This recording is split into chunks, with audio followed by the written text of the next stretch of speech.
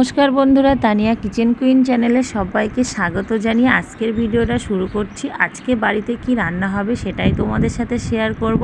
তো এখানে আমি নিয়েছি একটা বড় একটা ঝিঙে আর দুটো আলু, আর এখানে আছে তেলাপিয়া মাছ। মাছের পেটের ভিতরে আছে একটু ডিম। দেখো মাছটা বাজার থেকে বানিয়েই নিয়ে এসছে। তো মাছটা ভালো করে ধুয়ে নিয়েছিলাম, ধুয়ে রেখে দিয়েছিলাম।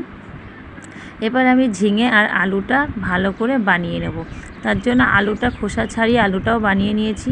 এদিকে বানিয়ে বাটির মধ্যে রেখে দিচ্ছি। তো খোসা ছাড়ানো হয়ে গেছে। আমি দেখো এক হাত দিয়েই বানাচ্ছি। তো তারপরে বানানো হয়ে গেল। এবার আমি ঝিঙেটা বানিয়ে নেবো। তো ঝিঙেটা খোসা ছাড়িয়ে নিয়েছি।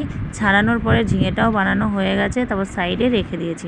তো আমি রান্নাঘরে গুছিয়ে চলে গেছি। তারপরে যাওয়ার পরে শিলপাটাতে গোটা জিরে আর একটু আদা রেখে দিয়েছিলাম। তারপরে আমি ঝিঙে আর আলুর মধ্যে জল দিয়ে দিচ্ছিলাম, যে ঝিঙে আর আলুটা ভালো করে কচলিয়ে ধুয়ে নেব। তো ধোয়ার জন্য জলটা একটু বেশি করেই দিয়ে দিলাম। আর সাইডে ছিল আমার মাছ। তো মাছে একটু লবণ আর একটু হলুদ দিয়ে এপিট ওপিট ভালো করে মাখিয়ে নিলাম। আর তার আগে কড়াইটা আমি উনুনের উপরে বসিয়েই রেখেছিলাম। তো আমার কড়াইটা গরম হয়ে গেছে। এবার আমি কড়াইতে তেল দিয়ে দিচ্ছি। তেল দেওয়ার পরে তেলটা একটু নাড়াচাড়া করে আর একটু ভালো করে তেলটা গরম করে নেব। গরম করে নেবার পরে মাছগুলো একে একে সব মাছ ছেড়ে দেবো। দিয়ে মাছটা ভালো করে লাল লাল করে আমি এপিট ওপিট উল্টিয়ে পাল্টিয়ে মাছটা ভালো করে একটু ভেজে নেব।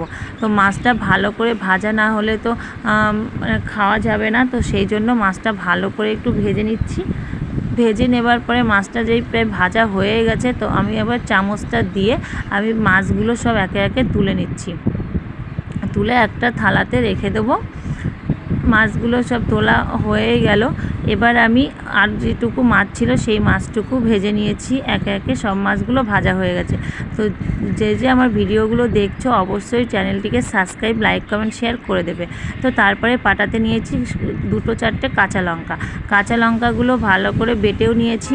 তারপরে মাছ ভাজা তেল ছিল, তেলের মধ্যে আলুগুলো দিয়ে দিয়েছিলাম। আলুগুলো ভালো করে ভেজে নিয়েছি একটু লবণ একটু হলুদ দিয়ে। তো ভাজার পরে ঝিঙেটা লবণ মাখিয়ে রেখেছিলাম, তো তুলে নিলাম আলুগুলো। এবার আমি ঝিঙেটা ভেজে নেব।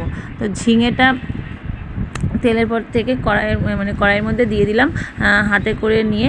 এবার ঝিঙেটাও ভালো করে লাল লাল করে ভেজে নিলাম। তো এবার আমি কড়াইতে একটু তেল দিয়ে দিলাম। তেল দেওয়ার পরে হাতে করে কালো জিরে দিলাম ফোড়নে। তো কালো জিরে ফোড়নে দিয়ে দিলাম মশলাটা, বাটা মশলাটা দিয়ে দিলাম। দিয়ে মশলাটা ভালো একটু নাড়াচাড়া করলাম। তার সাথে দিলাম হলুদ গুঁড়ো। তারপরে দিয়ে দিলাম লবণ দেওয়ার পর আরেকটু নাড়াচাড়া করলাম। নাড়াচাড়া করার পরে আমি এবার দিয়ে দিচ্ছি আলু আর ঝিঙেটা। তো দেওয়ার পরে একটু নাড়াচাড়া করে নেব। নাড়াচাড়া করার পরে আমি হাতে জল একদিকে রেখেই দিয়েছিলাম রেডি করে। তো এবার আমি জলটা দিয়ে দিচ্ছি, বাটনার জলটা দিয়ে দিলাম। আর একটু জল দিয়ে দেবো। দিয়ে জলটা দেওয়ার পরে নাড়াচাড়া করে ভালো করে আমি বললাম কষতে দিই, সিদ্ধটা হয়ে যাবে। তো দেখো জল দেওয়ার পরে দেখো ফুটে উঠেছে, তরকারিটা টকবক করে ফুটছে। আর কালো জিরের একটা গন্ধটাই সত্যি খুব সুন্দর। তারপরে দিয়ে দিলাম মাছ। তো মাছগুলো দিয়ে একটু নাড়াচাড়া করে নিলাম। তারপরে একটু ফুটতে দিলাম, যে মাছগুলো দিয়ে একটু মশলাটা যাতে মাছের ভিতরে ঢুকে যায়। তো তারপরে মাছগুলো দিয়ে একটু ফুটিয়ে নিলাম। তো আমার তরকারি কমপ্লিট। আর দেখো মাছের ঝোলটা একদম সুন্দর হয়েছে, কালারটাও সত্যি খুব সুন্দর হয়েছে। তো আমার মাছের ঝোল রেডি, আমি নাবিয়েও নিয়েছি মাছের ঝোলটা। তো কেমন হয়েছে অবশ্যই কমেন্ট করবে। তো চলো দেখা হবে আবার একটা অন্য কোনো ভিডিওতে। টাটা।